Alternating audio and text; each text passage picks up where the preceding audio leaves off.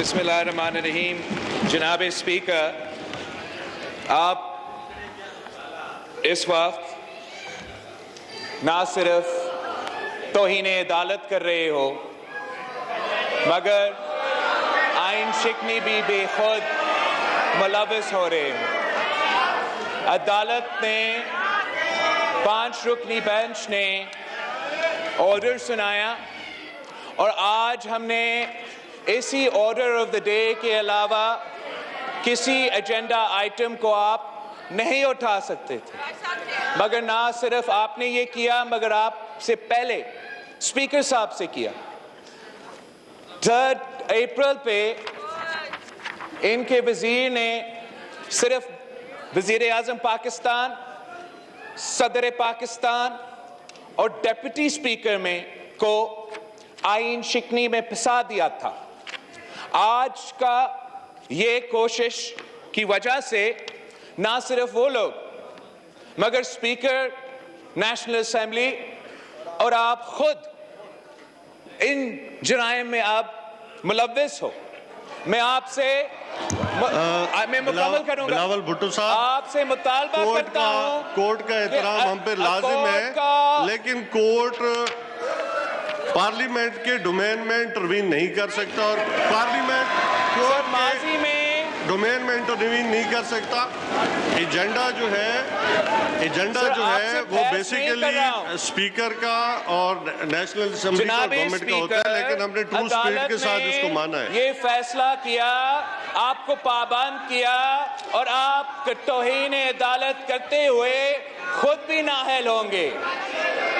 ये पाकिस्तान की तारीख में पहली बार नहीं है कि स्पीकर का रूलिंग को अदालत ने बाहर फेंका है। आपसे पहले भी एक स्पीकर साहिबा उसी कुर्सी पर बैठी थी, उसने एक फैसला सुनाया और आज खुद नोटिस लेते हुए उस फैसला को साइड कर दिया। एक बार फिर ये हिदायत आया है, ये हुक्म आया है, अदालत ने ये फैसला सुना दिया है कि आपने आज 3 अप्रैल का कार्रवाई मुकम्मल करना है, वोटिंग करना है।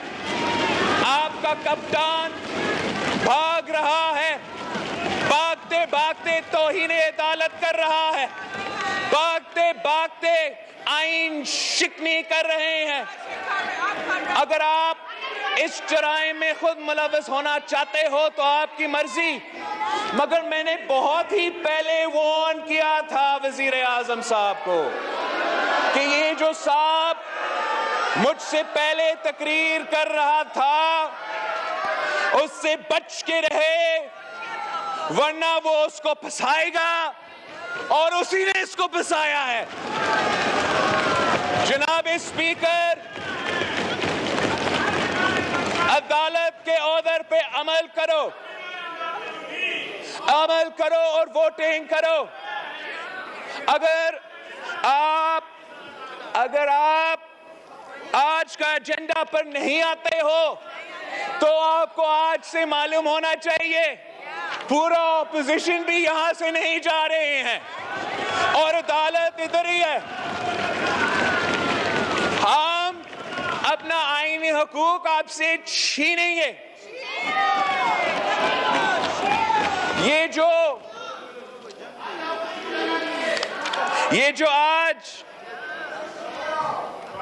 जो आज फॉरेन ऑफिस को इस्तेमाल करके, ये जाली केबल को इस्तेमाल करके आपको आइन शिकनी और तौहीन अदालत पे मजबूर कर रहे हैं, सुनने का हौसला तो नहीं रखते हैं जनाब स्पीकर।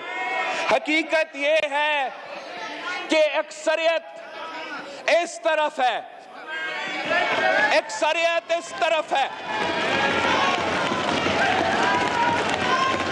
इमरान अपना अक्सरियत खो बैठा है। फौरन साजिश का जो रात लगा हुआ है। Order in the house please जी। ये एजेंडा का हट के मौकिफ है इस पे अगर डिबेट करवाना है हम 100 दिन के लिए डिबेट कर सकते हैं, मगर आप वोट करवाएं, अदालत का हुक्म मानो।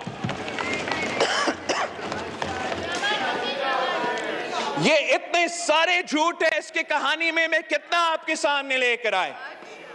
सबसे पहले झूठ ये है कि 7 मार्च को ये कहानी, ये बात हुआ और 8 मार्च को हमारा अदम एतमाद यहां जमा हुआ।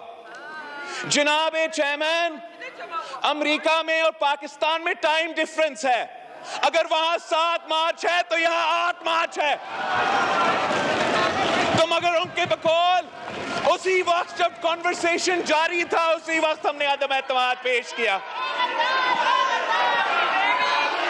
जनाब स्पीकर, जो भी इमरान साहब को ये एडवाइस दे रहे हैं, मैं उनको जानता हूं, उनको पहचानता हूं, और ये खान साहब का नहीं, वो अपने लिए सोच रहे हैं और खान साहब को फंसाएंगे। हमारा पहले से इरादा था कि जब इमरान खान वजीर आजम सिलेक्ट नहीं रहता तो हमारा और वजीर आजम इमरान खान के दरमियान कोई एतराजात नहीं होते, मगर जिस बुज़दिलाना तरीके से कप्तान इस मैदान से भागा, आज भी मौजूद नहीं है, आज भी अपना दिफा नहीं कर सकता है, अपना मौकिफ सामने नहीं रख सकते हैं। नेशनल सिक्योरिटी के फोरम जिसका जिक्र हो रहा था, हम पूछते हैं कि वजीर खारजा खुद उस मीटिंग में मौजूद नहीं था, तो क्यों नहीं था? अगर नेशनल सिक्योरिटी कमेटी के मिनट्स निकाले गए तो उसमें अदम एतमाद का जिक्र क्यों नहीं था? उस स्टेटमेंट में ना सिर्फ अदम एतमाद का जिक्र नहीं था, वो एक आम सा फैसला लिया गया कि हमने सिर्फ डिमार्च करना है। जनाब स्पीकर, अगर पाकिस्तान के खिलाफ कोई साजिश 7 मार्च या 7 मार्च से पहले हो रहा था तो उसी वक्त उनका गैरत जागना चाहिए था, उसी वक्त उनका मुहब्बे वतन होने का सबूत सामने आना था, उसी वक्त वो कहते, अपने इत्तेहादियों को कहते कि हमें ना छोड़े, एक साजिश का हिस्सा ना बने। हमें कहते हैं अदम एतमाद नहीं लेकर आए, एक साजिश का हिस्सा ना बने, मगर इनको सिर्फ इस साजिश का ख्याल आया जब वो अपना अक्सरियत खो बैठे थे। 27 मार्च को जब जमहूरी वतन पार्टी का बुख्ती साहब ने अनाउंस किया था तो उनको पता था कि उनका गेम खत्म हो चुका है। अब ये जो लड़ाई है, ये पीटीआई और पीपल्स पार्टी का लड़ाई नहीं है, ये पीडीएम और पीटीआई का लड़ाई नहीं है, ये लड़ाई जमहूरियत के चाहने वाले और गैर जमहूरी लोगों के दरमियान है। ये लड़ाई वो जिम्मेदार शख्सियत जो गैर जानिबदार रहना चाहते हैं, जो एपॉलिटिकल रहना चाहते हैं, जो न्यूट्रल रहना चाहते हैं, उनके दरमियान है जो जानिबदार रहना चाहते हैं, जो न्यूट्रल नहीं मुदाखलत करना चाहते हैं। असल साजिश ये है कि खान साहब साफ और शफाफ इलेक्शन से डरता है। इमरान को मालूम है कि साफ और शफाफ इलेक्शंस हुए तो जैसे सारे के सारे बाय इलेक्शंस में ये सारे जमातें ने इनको शिकस्त दिलवाया था, तो साफ शफाफ इलेक्शंस में भी शिकस्त होगा। उनका ये साजिश है कि हम तो अदम एतमाद को वोट नहीं होने देंगे। स्पीकर को कुर्बानी का बकरा बनाना है तो बनाते हैं, चेयरमैन साहब को कुर्बानी का बकरा बनाना है तो बनाते हैं, मगर एक तो और दिन के लिए हम कुर्सी पे चिपक के बैठते हैं। इनका ये साजिश है कि या सिलेक्शंस का रिपीट हो, इलेक्टोरल रिफॉर्म्स के बगैर इलेक्शंस हो, या हम इतना बहरान पैदा करें, इतना तमाशा पैदा करें और आमरीत सामने आए, मिलिट्री रूल हो, डेमोक्रेसी का खात्मा हो। इसलिए जमहूरियत के मौजूदगी में साफ और शफाफ इलेक्शंस होते हुए इमरान खान का सियासत नहीं बचता। वो 100 कोशिशें करे, 100 कोशिशें करे, ये भुट्टो नहीं बन सकता। 1000 कोशिशें करे, ये सियासी शहीद नहीं बन सकता। कुछ हकायक ये है, हकायक ये है, हकायक ये है कि ये पहले भी सिलेक्टेड थे, ये पहले भी फैज़याब हुए और ये एक बार फिर सिलेक्ट होके आना चाहते हैं, ये एक बार फिर फैज़याब होके आना चाहते हैं। मगर इनको ये पता होना चाहिए कि जो भी इनको ये तजवीज़ दे रहे हैं, ये इमरान खान को इस कुर्सी पे बिठाने के लिए नहीं। जो भी ये गैर जमहूरी, गैर आईनी तजवीज़ साबिक वज़ीर आज़म को दिया जा रहा है, वो इमरान खान को फिर से ले आने के लिए नहीं है जनाब स्पीकर, वो जमहूरियत को रैप अप करने की साजिश है।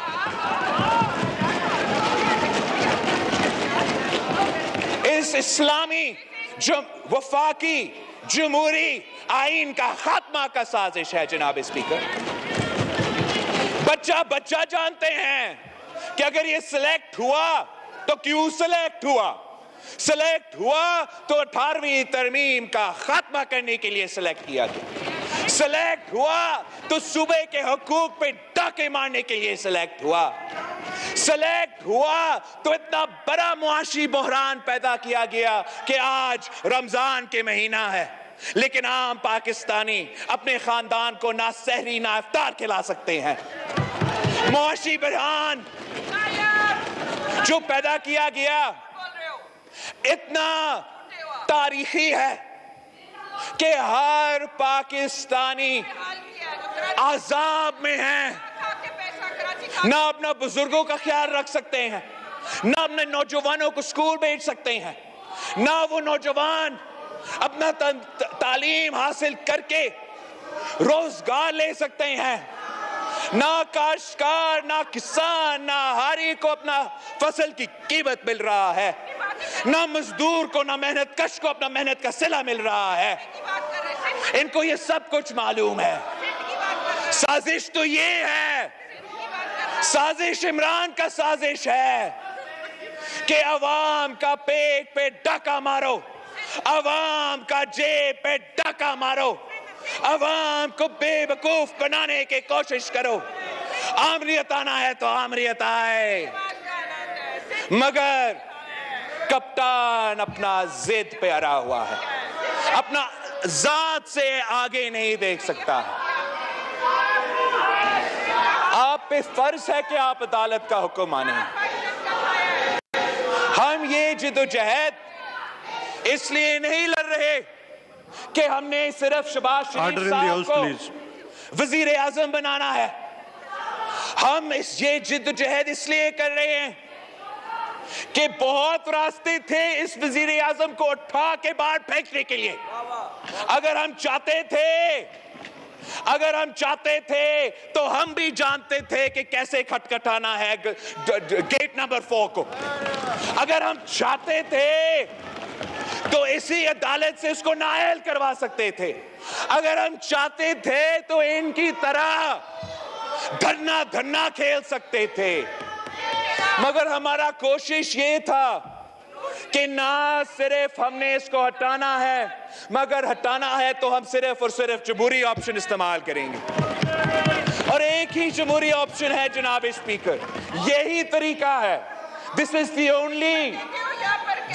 Only legal, constitutional and democratic means to dismiss a government.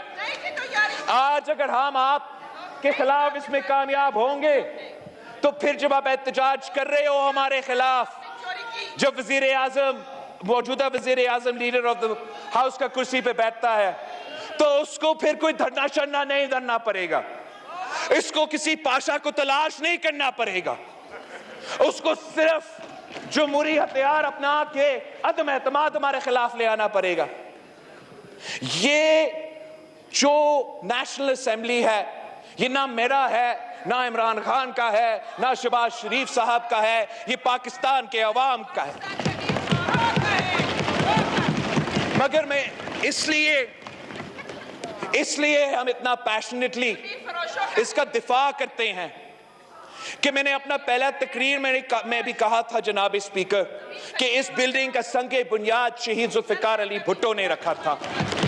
इस आइन का बुनियाद शहीद जुल्फिकार अली भुट्टो और यहाँ बैठने वाले जो मेंबरान हैं उनके बुजुर्गों ने रखा था।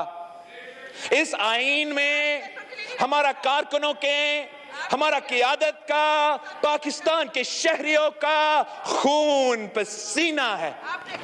हम किसी को इस आइन के खिलाफ जो भी साजिशें हो रही हैं, कोई साजिश कामयाब नहीं होने देंगे।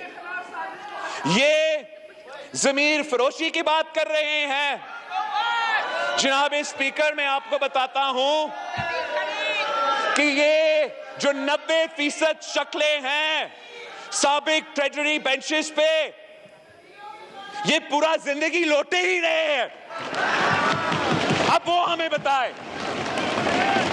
जब खारजा फॉरेन मिनिस्टर पहली दफा पार्टी तब्दील कर रहा था तो उसने कितना पैसा लिया पार्टी को तब्दील करने के लिए, दूसरा दफा तब्दील किया तो कितना प्राइस था, उसको जमीन बेचने का कितना कीमत था, और तीसरा दफा जब तीसरे दफा अपना जमीन बेच रहा था तो कीमत क्या था?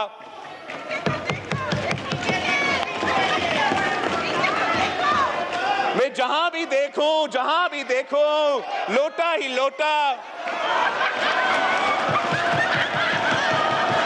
तो जनाब स्पीकर हमारे तरफ आए, जमीर जाग जाए तो लोटा, उनका हो तो इलेक्टेबल, उनकी तरफ जाए तो जमीर जाग जाए, यहां आए तो जमीर बिक जाए।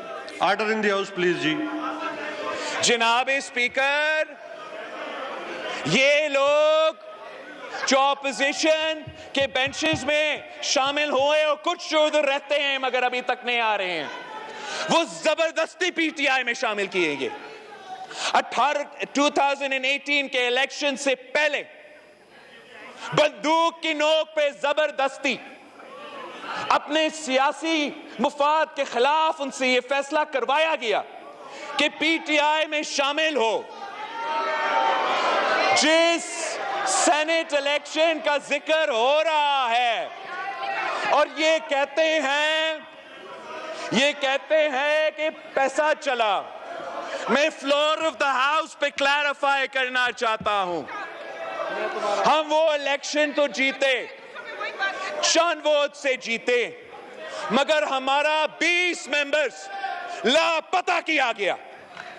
हमारा 20 मेंबर्स सेनेट के इलेक्शन में भी जो यूसुफ रजा गिलानी साहब को वोट देना चाह रहे थे वो लापता हुए थे। अब मसला ये है जनाब स्पीकर, लापता करवाने वाला कोई नहीं है, रोकने वाला कोई नहीं है, और यही वजह है कि वो अपना अक्सरियत खो बैठे हैं।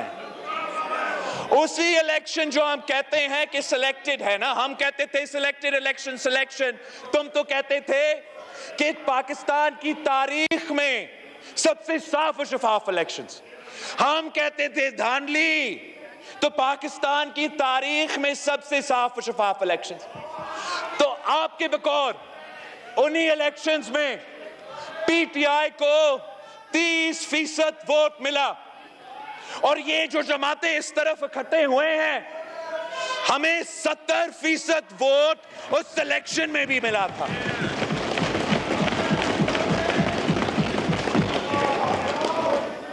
ये मुकाबला से क्यों भागते जनाब स्पीकर?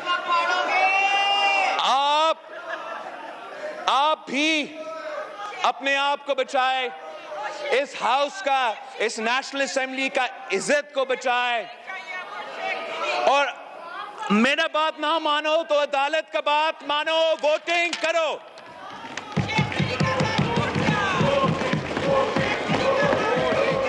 आप आइन, because today is now once again the 7th day of the no confidence motion. 3rd April was the 7th day. जहाँ वोटिंग आइन के तहत होना था, आप लोगों ने आइन शिकनी करते हुए वो वोटिंग नहीं होने दिया। आज अगर वोटिंग नहीं होता है तो एक बार फिर आइन शिकनी होगा, उसके साथ साथ तौहीने अदालत होगा।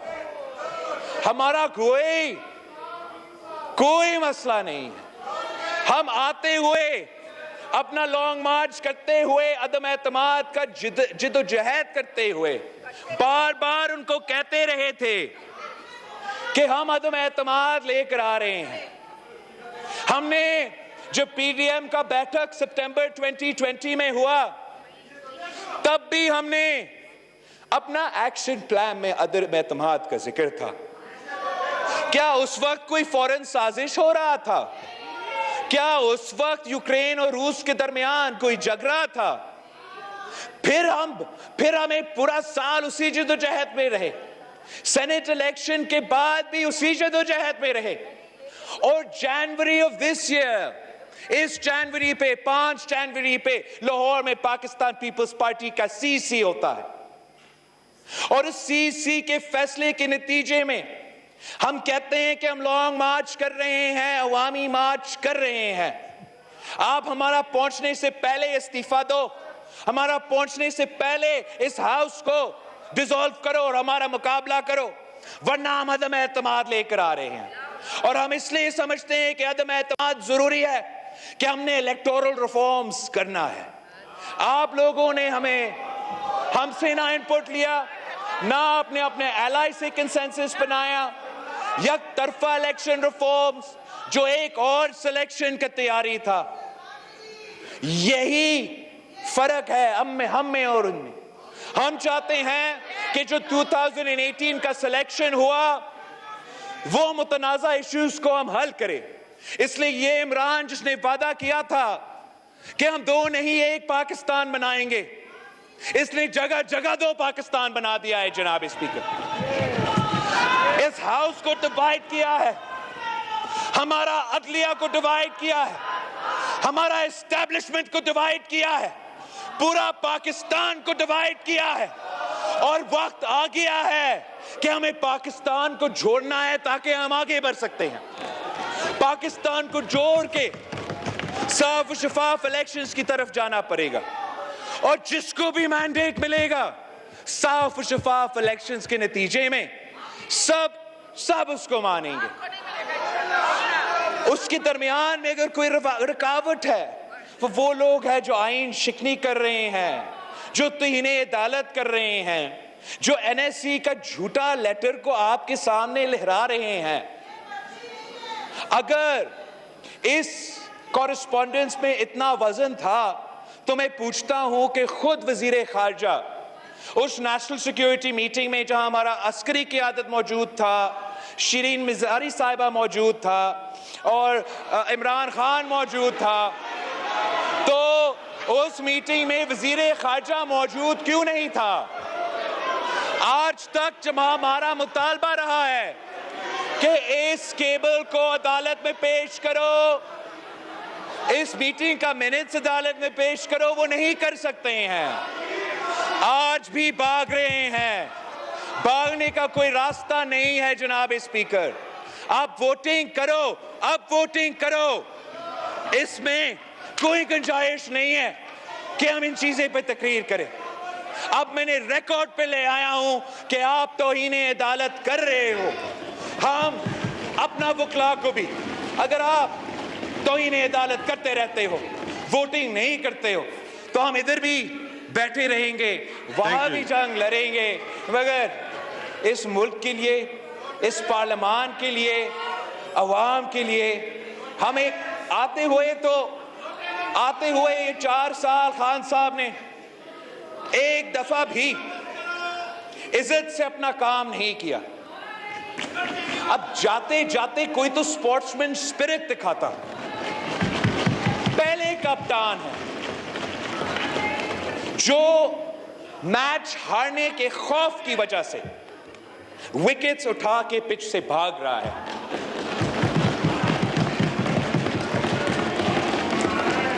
आप अगर इस जुर्म में मुलविस होना चाहते हैं, अगर स्पीकर साहब इस जुर्म में मुलविस होना चाहते हैं, तो वो आपकी मर्जी।